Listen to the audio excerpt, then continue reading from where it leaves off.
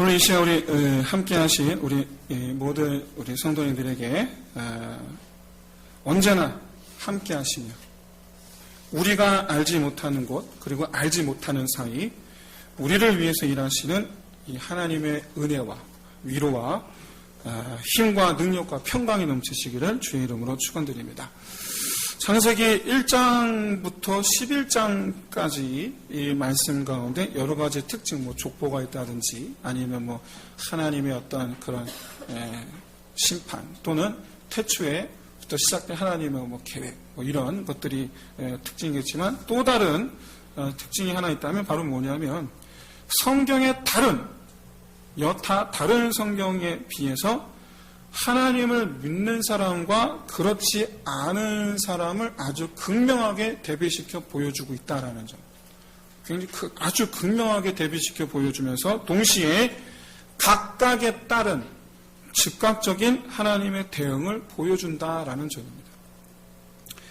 그래서 이 창세기 11장까지는 믿음이 있고 없고에 따른 분명한 결과만을 언급하고 있기 때문에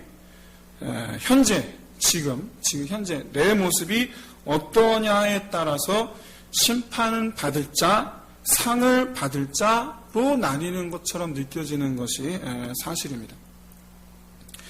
실제로 창세기 1장에서 11장까지 있었던 이 하나님의 심판과 그에 대한 결과는 임하지 않았지만 반드시 임하게 될 그렇죠? 반드시 임하게 될 그런 모습이죠.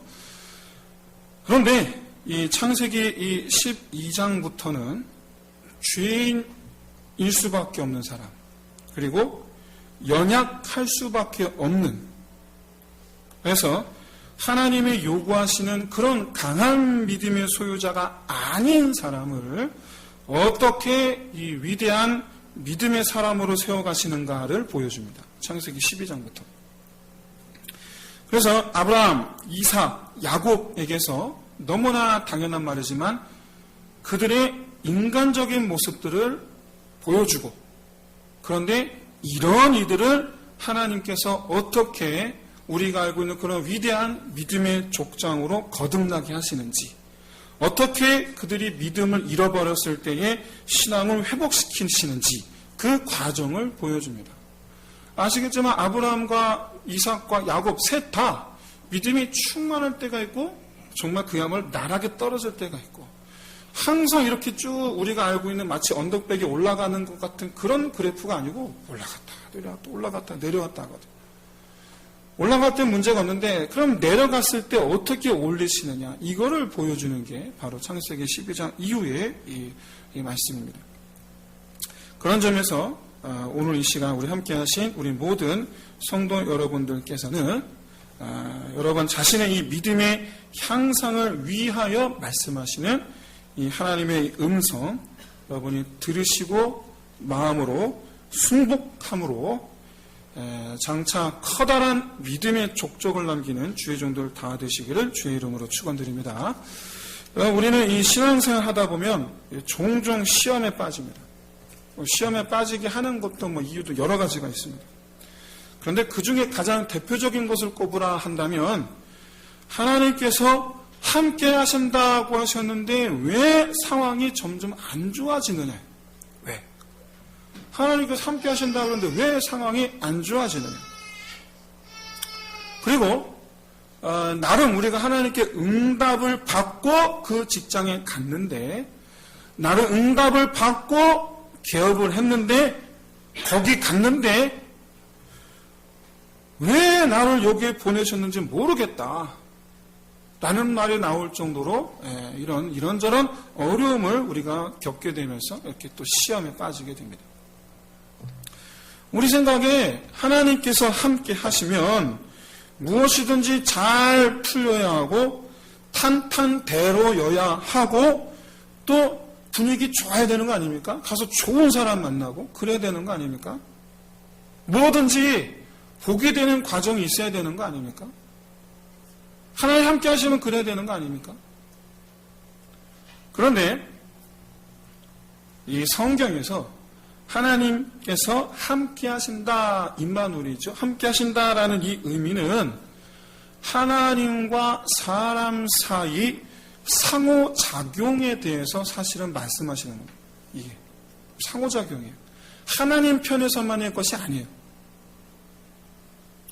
성경에서 하나님께서 함께 하신다라는 이 말씀은 보통 하나님께서 먼저 우리에게 말씀하시는 것으로 나타납니다. 모세를 부르실 때 그러셨고 내가 너와 함께함이 아니냐. 여호수아가 모세의 뒤를 이어서 지도자가 되었을 때 내가 너와 함께 하겠다. 모세에게 그랬던 것처럼 다윗에게도 말씀하셨고 선지자들에게도 말씀하셨고 또 선지자들을 통해서 이스라엘에게도 말씀하셨어요. 나중에는 예수 그리스도 그 이름을 통해서 모든 인류에게 말씀하셨어요. 임마누엘이라 하라. 그런데 이렇게 하나님께서 함께 하실 것을 먼저 우리에게 하나님 말씀하시는 것은 우리 보고 하나님이 함께 하신다는 것을 믿는 믿음을 행동으로 나타내라는 거예요. 사실은 상호작용이에요. 하나님은 신실하신 줄로 믿습니다. 나도 하나님께 성실하는 거예요. 이게 하나님께서 우리와 함께 하신다라는 말씀의 의미예요. 예수님은 하나님께서 함께 하신다라는 이 믿음을 행동으로 나타내지 않은 제자들에게 뭐라고 말씀하셨느냐? 너희가 어찌하여 이리도 믿음이 없느냐? 제자들이 거친 풍랑 속에서 우리가 죽게 되었다. 그래서 주무시는 예수님을 깨웠을 때 그때 말씀하셨죠. 너희가 이리도 믿음이 없느냐? 예수님이 하나님이신 것을 믿었다면, 그리고 그 하나님이 내가 탄 배에 함께하고 계시다는 것을 믿었다면 물이 가득 찬들 결코 가라앉지 않으리라라는 것을 믿었어야 했고, 죽겠노라 그 난리법석을 떨지 않고 잠잠하게 가던 길을 갔었어야 했다라는 얘기예요. 여러분 시편 16편 8절에서 이렇게 말씀하고 있습니다. 내가 여호와를 항상 내 앞에 모심이여 그가 나의 오른쪽에 계심으로 내가 흔들리지 아니하리로다. 21편 7절 왕이 여호와를 의지하오니 지존하신 이의 인자함으로 흔들리지 아니하리로다. 시편 62편 2절 오직 그만이 나의 반석이시요 나의 구원이시요 나의 요새이시니 내가 크게 흔들리지 아니하리로다. 시편 125편 1절에서 여호와를 의지하는 자는 시온산이 흔들리지 아니하고 영원히 있음 같도다. 그리고 시편 46편 1절에서 3절 말씀 하나님은 우리의 피난처시요 힘이시니 환난 중에 만날 큰 도움이시라. 그러므로 땅이 변하든지 산이 흔들려 바다 가운데 빠지든지 바닷물이 솟아나고 뛰놀든지 그것이 넘침으로 산이 흔들릴지라도 우리는 두려워하지 아니하리로다. 여러분 하나님을 바라보는 사람, 하나님의 함께하심을 믿는 사람은 절체절명의 순간 오히려 잠잠해 보입니다. 담대해집니다. 슬피 울며 두려워 떨어야 되는 그런 상황이 아닌가 싶은데 도리어 미소 지으면서 기뻐합니다. 하박국 선지자. 난 여호와로 말미암아 기뻐하리로다. 이것이 하나님께서 함께 하신다는 것을 믿는 사람의 태도입니다. 그래서 우리는 그렇기 때문에 오늘 본문 속에 나타난 아브라함을 보면서 믿음이 없다라고 말합니다. 오늘 본문의 10절을 보시면 가나안 땅에 기근이 들었는데 10절 후반 아주 심하게 들었다라고 말씀하고 있어요.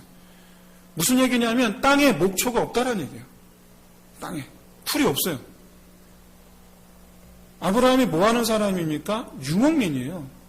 그는 거부예요. 무엇으로 인한 거부입니까? 양떼로 말미암은 거부예요. 근데 지금 양떼가 다 굶어 죽게 생겼어요. 순식간에 지금 아브라함이 아무것도 없어지게 생겼어요. 이 기근은 가나안 땅의 기근은 나중에 야곱도 그렇습니다. 야곱이 보여줍니다.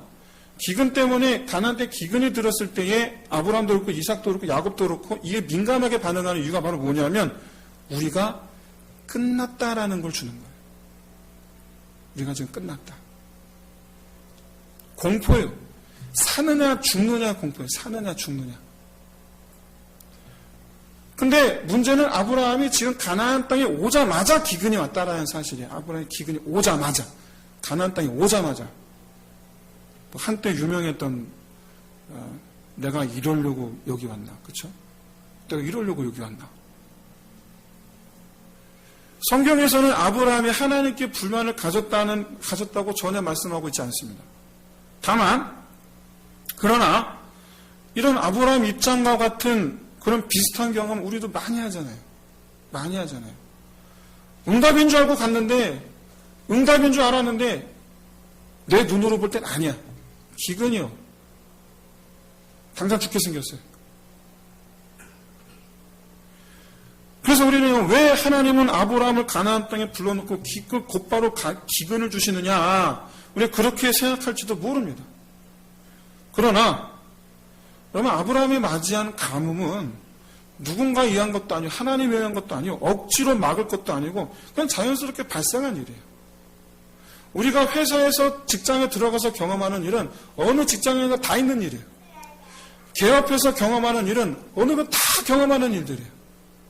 저는 우리 골목에 수많은 집들이 제가 개척해서 4년 지나면서 보면 집사람이 둘이 걸어가면서 또 문 닫은 가게를 보면 항상 아휴, 또 망했구나. 한들 여기 다 그래요, 여기 지금 다 그래요. 되는 집 몇 개 되지를 않아요. 요즘에 저의 마음이 굉장히 기쁜 일이 생겼어요. 실제로 저는 기뻐하고 있어요. 뭐냐면, 요 밑에 사거리 통닭집. 그 자리가 맨날 망하던 자리였거든요. 그 자리가. 근데, 그냥 나 아무 관계 없는데 마음이 기쁘더라고요. 아무 관계 없는데. 여러분, 그게 인생살이에요. 다 똑같아요. 자연스럽게 와요, 자연스럽게. 다만, 그래서 우리는 그런 문제들에 불만을 가질 것이 아니라 오늘 본문을 통해서 우리가 주목해 봐야 되는 건 이런 상황에서 아브라함이 어떤 선택을 했느냐라는 거예요. 이런 상황에서 아브라함이 어떤 선택을 했느냐. 보세요. 성경은요, 다른 언급 없이 아브라함이 그냥 애굽에 갔대요. 그냥 그걸로 끝났어요. 그런데 이때 10절에서 애굽에 거류하려고 내려갔다. 여기서 거류하다라는 단어가 말 그대로 잠깐 머무는 정거장을 뜻합니다. 잠깐 머무는 걸 뜻해요. 그러니까 아브라함은 가나안 땅에 금방 다시 올 거예요. 기근만 지나면 다시 올 거예요. 잠깐 비 피하려고 한 거예요. 비 피하려고. 어차피 금세 돌아올 거니까. 그래서 성경에 언급하지 않은 것. 하나님께 묻지 않고 내려가요. 그래서 금방 올 거니까. 그런데 그렇게 별 다른 고민 없이 쉽게 결정한 애굽행인데 예상치 못한 난관에 부딪히죠. 바로 사랑의 미모 때문에 목숨의 위협을 받을 수도 있는 상황에 처한 것입니다. 그러면 가나안에서도 사랑의 미모를 주목받을 수 있었겠죠. 그렇죠? 분명히 그랬을 거예요. 그런데 왜 가나안에서는 하지 않은 고민을 애굽에 와서 하느냐. 이거는 여러분 이 당시에 가나안과 애굽의 사회적 정치적인 이 부분에서 아주 너무나 큰 차이가 있기 때문에 그렇습니다. 가나안은요, 소위 말하는 도시국가예요. 도시국가예요. 그래서 도시마다 성마다 다 왕이 있어요. 그런데 애굽은요, 가나안 땅에 자그마치 50배 이상 되는 거대한 땅을 파라오 한 사람이 가지고 있어요. 파라오 한 사람이 다스려요. 제국이에요. 아브라함도 대족장입니다. 그의 휘하에는요, 싸움을 치를 수 있는 사람들이 자그마치 300명 이상이나 있었습니다. 왜냐하면 오늘 본문 바로 뒤에 실제로 아브라함이 싸우러 가잖아요. 가나안 땅에서는 이 도시국가들 혹은 이 마을 단위의 가나안 사람들이 아브라함을 결코 쉽게 도모할 수가 없었어요. 물론 아브라함 입장에서도 이 가나안 사람들은 조심스럽게 물론 행동했겠지만 뭐 그렇다고 해서 아브라함이 이 당당함을 잃을 만한 그런 위치는 아니었어요. 하지만 애굽은 달라요. 애굽은 근동아시아 패권 국가이고 대제국이 오늘날 미국이에요. 애굽은. 힘 있는 나라인데 그 나라에서 자칫 시비가 잃게 되면 아브라함 입장에서 감당하기가 어려운 거예요. 뭐 다른 부분에서는 아브라함이 이렇게 알아서 조심하면 될 것 같은데 보니까 사례가 너무나 예쁜 거예요. 이게 시비의 단초가 될 수도 있겠다. 이게 시비의 단초가 될 수도 있겠다. 여러분 우리나라도 역사적으로 그렇지 않습니까? 이런 일들이 종종 있었죠. 너무나 예뻐서. 이런 현실적인 문제들을 깨달은 아브라함이 이제 겁이 나는 거예요. 그래서 자기 아내에게 누가 물어보면 누이라고 해달라. 실제로 이복룡 요즘 아버지 같아요. 여기서 이 13절의 원하건대라는 히브리어 단어는 애원하다. 무릎 꿇고 빌다라는 단어예요. 무릎 꿇고 빌다. 그러니까 구차하게, 아주 비굴하게 지금 비는 거예요. 제발 좀 그렇게 해달라고. 결과적으로 아브라함의 예상대로 이 애굽왕 바로의 눈에 들어서 사례가 궁으로 들어갑니다. 대가로 혼수를 내줘요. 혼수예요. 여기 나오는 것은. 혼수예요. 혼수 물품. 이 장면은 바로왕 입장에서는요. 이 과거 솔로몬이 그랬던 것처럼 이 나중 미래의 솔로몬이 그랬던 것처럼 이 대제국을 경영하는 이 왕의 입장에서 이 여러 가지 족장들 또는 여러 소국가들 이 혼인 동맹을 맺는. 그래서 아브라함은 사실 이 바로왕의 입장에서는 사실 아브라함과 더불어서 혼인 동맹을 맺은 것뿐이에요. 사실은 사례를 뺏은 것도 아니고 무슨 아주 정상적인 올바른 도덕적으로 흠결이 없는 그런 과정과 방법으로 데리고 온 거예요. 그랬는데 재앙이 내린 거예요. 한마디로 얘기해서 이 마른 하늘의 날벼락 바로 입장에서는. 우리 이런 일련의 이 과정에서 이 아브라함의 행동을 우리가 이 신앙적 관점에서 우리가 어떻게 이해해야 되냐 고민해 봐야 됩니다. 왜냐하면 하나님께서 그의 편을 들어주신 거예요. 하나님께서. 그런데 정작 그는 아내를 팔아먹었단 말이에요. 이걸 어떻게 이해해야 되냐 이걸. 그리고 하나님은 도대체 왜 아브라함을 도와주셨느냐라는 거. 왜? 이유가 뭐냐라는 거예요. 아브라함의 행동 그리고 하나님의 행동. 우리 이걸 어떻게 해석해야 되느냐. 아브라함의 행위는 하나님을 믿지 않는 비신앙적인 행위입니다. 가나안 땅에서 사느냐 죽느냐의 문제를 맞았을 때 그는 하나님을 완전히 잊어버렸어요. 완전히 잊어버렸어요.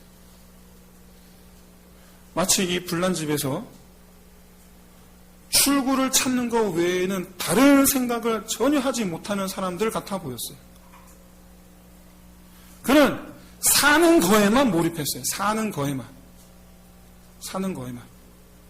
그래서 가나안 땅에서 죽음을 피해서 애굽에 내려왔는데 애굽에서도 죽음을 맞이할 수 있는 상황에 빠졌어요. 근데 여러분 여기서 제가 질문 하나 드리겠습니다. 아브라함이 애굽에서 사례 때문에 위기에 빠진 적이 있습니까? 없어요.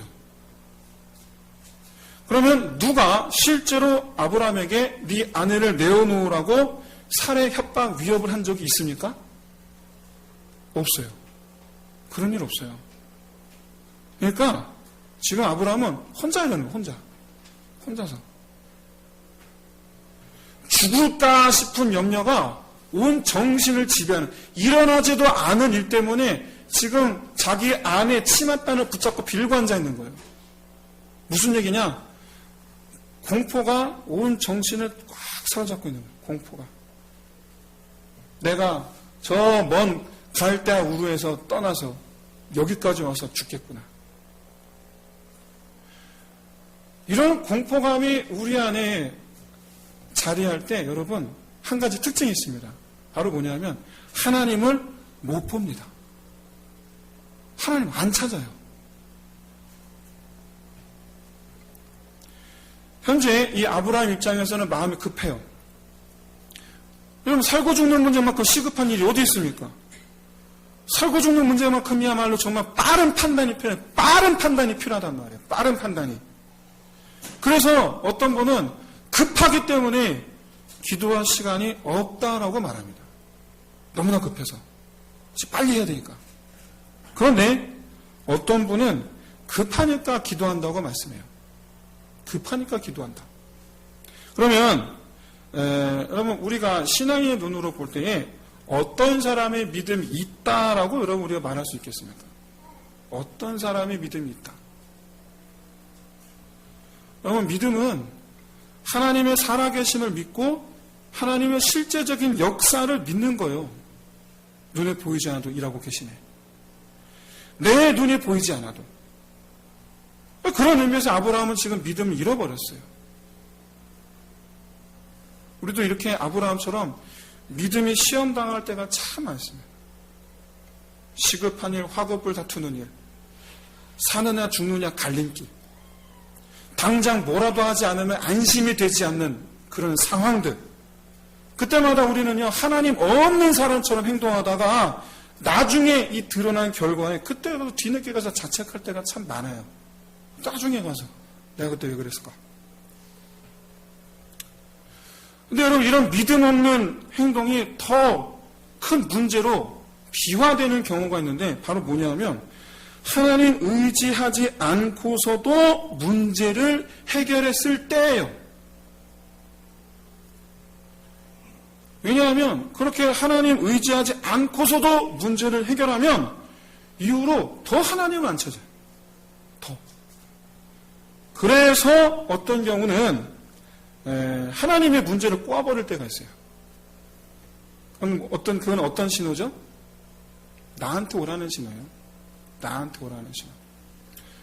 나 못 사게 구시려고가 아니고, 나 못 사게 구려고가 아니고, 문제를 꼬아버려서 빨리 나한테 오라는 신호예요.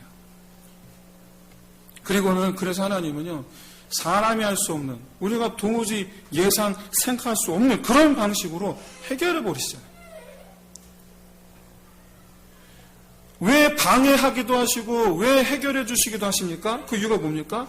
궁극적으로 하나님께서 원하시는 건 바로 따라해 보십시오. 바로 나. 네. 나를 원하시는 거예요. 나. 그거 하나님 입장에서 볼 때 그거 별것도 아니에요. 그게 뭐 하나님 보실 때. 하나님은 이럴 때를 대비해서 아브라함에게 또 우리에게 계속해서 말씀하셨어요. 내가 너와 함께 함이 아니냐. 이 말씀은요, 약속이고 하나님 편에 있어서의 작정이에요. 하나님 뭐라고 말씀하셨냐면 아브라함에게 심지어 우리에게는 단순하게 하나님이 우리와 함께 하신다 이렇게만 말씀하셨는데 아브라함한테는 더 확장해서 말씀하셨어요. 뭐라고 말씀하셨냐면 함께 하신다라는 그것을 더 확장해서 너를 저주하는 자를 내가 저주하겠고 너를 축복하는 자를 내가 축복하겠다. 바로의 집에 재앙이 내렸습니다. 그것은 아브라함에게 무엇을 생각나게 합니까? 하나님의 약속을 생각나게 하는 거예요. 하나님의 약속을. 이 재앙은요, 바로를 심판하시기 위한 재앙이 아니고 아브라함으로 하여금 하나님의 약속을 생각나게 하시기 위한 재앙이에요. 그래서 성경은요, 이 재앙이 어떤 종류의 재앙인지를 밝히지 않아요. 왜냐하면 아브라함이 이 바로가 아브라함에게 사례를 돌려주면 그냥 바로 끝날 재앙이라서. 그냥 바로가 그대로 마음을 강팍하게 하지 않고 야 너는 가라. 모세를 아브라함을 보내주기는 하면 금방 끝날 문제이기 때문에 이 재앙이 어떤 재앙이냐 그렇게 중요하지 않아요. 이 재앙은 누구를 위한 것인가? 바로를 향한 것이 아니고 사실은 아브라함에게 너 보라고. 이거 보라고. 결과적으로 아브라함이요. 그 다음 봅시다. 우리가 읽진 않았는데 여러분 13장 1절부터 4절을 보시면 아브라함이 뒤도 돌아보지 않고 베델로 갑니다. 뒤도 돌아보지 않아요. 이 베델이 어디냐면 아브라함이 처음 제단을 쌓았던 곳이 처음. 뭘 뜻하죠? 첫사랑이죠. 첫신앙 회복하는 것.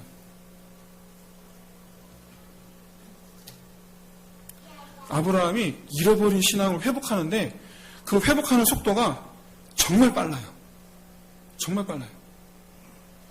바로 이 점이 아브라함의 신앙이 위대하다라고 말하는 이유예요. 어떤 사람은요, 나는 지금 내 모습이 전혀 신앙적이지 않다. 알아요. 내 믿음이 지금 밑바닥이야. 알아요. 근데 그 밑바닥에서 나오려고 하지를 않아요. 계속 버텨요. 계속 버텨. 여러분, 근데 누구만 그러는 게 아니라 사실 대부분이 그래요. 오늘날 이 시대에 아브라함의 믿음을 가진 사람들이 많았으면 여러분, 우리 한국교회는 부흥에도 크게 부흥했습니다. 이루지 않았어요. 이루지 않았어요. 사랑하는 성도 여러분, 이 아브라함 애굽에서 나오자마자 13장 1절에서 4절에 보시면 나오자마자 정말 그야말로 아브라함의 모습은 제단을 쌓기 위해서 달려가는 사람 같아 보여요. 하나님을 믿는, 어서 빨리 하나님을 만나야 되겠다. 그 마음이 뭡니까? 회개, 감사, 결단이에요. 주여, 내가 이리이리하여서 내가 주를 잊어버리고 있었습니다. 그런데 그런 저를 구원하신 하나님, 감사합니다. 이제는 내가 주를 결단코 잊어버리지 아니하고 믿음 안에서만 살겠습니다. 이게 이 두 번째 베델에서 쌓은 제단의 의미예요. 이게 내가 주를 떠나지 아니하리라. 그의 위대함, 아브라함의 위대함은 실수를 하지 않는다는 데 있는 것이 아니라, 여러분 실수는 누구나 합니다. 여러분 목사라고 완전하겠어요? 절대 그렇지 않아요. 다 실수합니다. 뭐 장로님도 다 실수합니다. 문제는 뭐냐? 자기가 실수했을 때 깨닫고 즉시로 돌이키는 것. 그게 믿음이에요. 그게 믿음이에요. 다른 사람들 어떻게 볼까 염려하지 마세요. 사람이 갑자기 변하면 안 되는데, 아니 그건 다른 사람이 보는 거고, 하나님께서 원하시는 건 당장 돌아서라는 거예요. 하나님께서 원하시는 건 당장 돌아서라. 오늘 아침에 아내랑 싸웠단 말이에요. 주구장창 싸우고 막 아내한테 험한 말하고 집에 나왔단 말이에요. 씩씩거리고 나왔단 말이에요. 차를 타고 가면서 내가 왜 그랬을까 후회해. 그럴 때 우리 어떡합니까? 붙잡고 계속 전화 안 하고, 내가 그게 아니라 즉시 전화해서 내가 여보 지금 나가다 보니 하나님께서 내 마음에 이런 찔림을 주셨네. 내가 미안하고. 이러면 여러분 집사람이 아내가 나한테 미쳤나 봐 이러시겠습니까? 아니잖아요. 아니잖아요. 하나님은 기뻐하셔요. 아내가 그럴 수 있을지 모르겠지만 아내는 그럴 수 있어요. 사람이라서. 왜 아내가 아직 화가 안 풀렸으면 그렇게 말할 수 있을 것 같아. 사람은 너 미쳤나 보다 이렇게 말할 수 있지만 하나님은 아니거든요. 하나님은 엄청 기뻐하시죠. 자 보십시오. 제 손을 보세요. 믿음은요. 믿음의 성장은요. 저를 보세요. 믿음의 성장은요. 이게 아니에요. 이게 아니고 믿음의 성장은요. 이거예요. 이거. 가다가도 이거예요. 이거. 떨어졌다가 이렇게가 아니고 떨어졌을 때 바로 올라가는 거예요. 여러분 이게 아브라함의 신앙이에요. 우리는요. 사단이 우리의 실수, 범죄함 이런 것들을 이용해서 우리를 그 타락된 상태, 마음의 강포한 상태, 강팍한 상태, 딱딱한 상태를 사단이 꽉 붙들어 놓고 거기서 빠져나가지 못하게, 그 상태에서 빠져나가지 못하게 꽉 붙잡고 있는데 그 상태에 우리 나 자신을 던져놓고 있으면 안 돼요. 그대로 놔두면 안 돼요. 방치하고 있으면 안 돼요. 아브라함의 이 위대한 믿음, 여러분 우리도 할 수 있어요. 다 돌아서면 돼요. 그냥 뒤도 보지 말고. 감정의 문제가 아니에요. 자존심의 문제가 아니에요. 세상 속에서 사느냐 죽느냐도 아니지만 이 문제는 하나님 앞에서 사느냐 죽느냐의 문제예요. 즉시로 돌아서야 돼요. 바라기는 아브라함처럼 믿음으로 유명한 자 되시기를 주의 이름으로 축원드립니다. 아브라함의 행위는요, 단순히 개인적 차원에서 비신앙적 행위에 그치는 게 아닙니다. 사실 여기에는 이 하나님의 구원 계획과 또한 관련이 있어요. 하나님의 계획을 그 근간, 뿌리에서부터 흔드는 무서운 결과를 초래할 수 있는 아주 무거운 죄예요, 사실은. 이게. 무슨 얘기냐면, 아브라함이 아내 사례를 바로 왕에게 넘긴 것. 그건 뭐냐면, 하나님께서 아브라함을 갈대아 우르에서 부르신 목적, 내가 너에게 땅을 주고 내 후손으로 내 백성을 삼겠다. 내 후손을 하늘의 별과 같이 하겠다. 이 계획을 완전히 뒤엎는 거예요. 완전히 뒤엎는 거예요. 아브라함에게 아내가 사례 말고 누가 있어요? 없잖아요.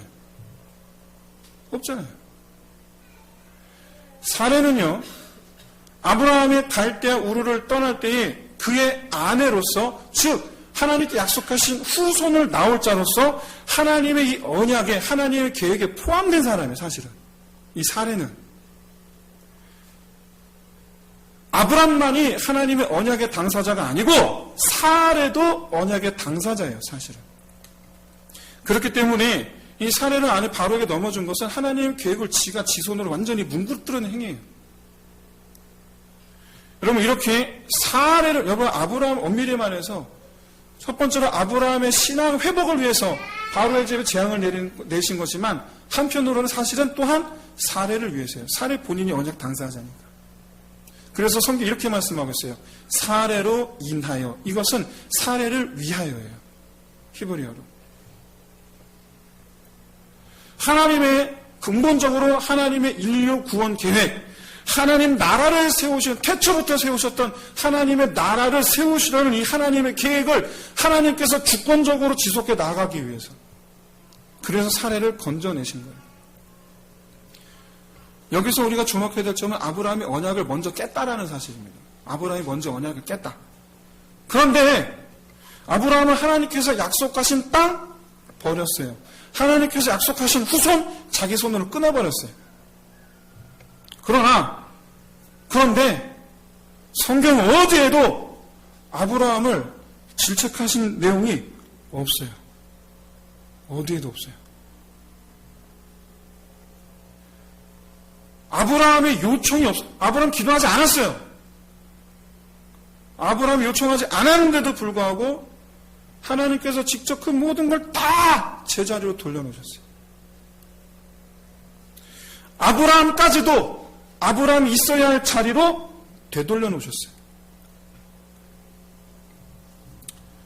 여러분, 만약에 아브라함이 이 기르는 가축 다 굶어 죽게 될 것 같은 인생의 벼랑 끝에 섰을 바로 그 순간, 나는 끝났구나. 바로 그 순간, 그때에 하나님의 선하심을 믿고 하나님의 조치를 기다리며 또는 하나님께 길을 물었더라면 하나님의 계획의 근간을 흔드는 이런 일 하지 않았을 거예요. 하지 않았을 거예요. 근데 일어났어요. 하나님의 계획을 뿌리부터 흔드는 일을 했어요. 이런 아브라함에 대한 하나님의 조치는 무언가? 네가 다 망칠 뻔했다. 진노치 아니하시고 지금 그에게 필요한 것. 여러분, 하나님은 우리를 향한 계획을 하나님은 바꾸지를 않으십니다. 우리를 통해 이루시기다는 하나님의 계획을 하나님 안 바꾸세요. 단 하나님의 계획을 이루시기 위해서 지금 나에게 필요한 것을 하나님께서 채워주세요. 바로 다시금 하나님께로 나아오게 하는 거예요. 다시금. 그걸 위해서 아브라함 편에 서셔서 아브라함으로 하여금 변함없는 아버지의 사랑 깨닫게 하시고 달려 나오게 하신 거예요. 오늘 본문의 가장 큰 핵심이 뭐냐? 이겁니다. 죄를 범한, 그것도 자기 아내를 팔아먹는 일같이 돌이킬 수 없는 이 큰 잘못을 저지른 우리에게 징책하심으로, 심판하심으로 깨닫게 하시는 것이 아니고, 내가 여기 있는데 왜 불안해하느냐? 너는 오직 여호와 하나님만을 바라라. 하나님의 그 살아계심, 문제 해결도 하나님께 있고 내가 있어야 할 곳도 하나님 품이라는 것을 먼저 깨닫게 하신다. 이 경험이 저 여러분의 삶 가운데서도 지금까지 수턱에 있어 왔을 줄로 믿습니다. 그렇다면 앞으로도 이와 같은 하나님의 역사가 있을 줄로 믿습니다. 그렇다면 그 하나님의 그 사인, 네가 왜 두려워하느냐 불안해하느냐, 너는 오직 여호와 하나님만을 바라볼지어다. 하나의 은혜를 보여주실 때 우리는 어떻게 반응해야 되겠습니까? 저를 보세요. 회복은 이게 아니라 이거예요. 즉시로. 이제 말씀 마치겠습니다. 사랑하는 성도 여러분, 하나님은 우리를 향해서 하나님의 나라를 세우실 큰 그림을 갖고 계심을 믿으시기를 진심으로 소원합니다. 주의 뜻이 이루어지이다. 이 믿음의 고백을 이루는 첫걸음이 뭐냐? 주께서 나와 함께 하신다는 것을 믿는 믿음을 행동으로 나타내는 거예요. 그렇게 하나님을 의지하고 모든 일에 이 믿음의 행동을 할 때에 하나님께서 우리의 걸음을 인도하시고 우리를 통해서 우리는 알지 못하겠지만 우리를 통해 하나님의 계획을 이루어 나가시는 것입니다. 이렇게 우리 자신을 항상 주 안에서 기쁨으로 충만하고 하나님은 그런 우리를 통해서 하나님의 계획을 순전하게 이루어 가시는, 그리고 때마다 하나님 앞에서 우리 믿음을 나타내는 저 여러분 다 되시기를 주의 이름으로 축원드립니다. 함께 우리 이 시간에 찬양 드리면서 함께 기도하겠습니다.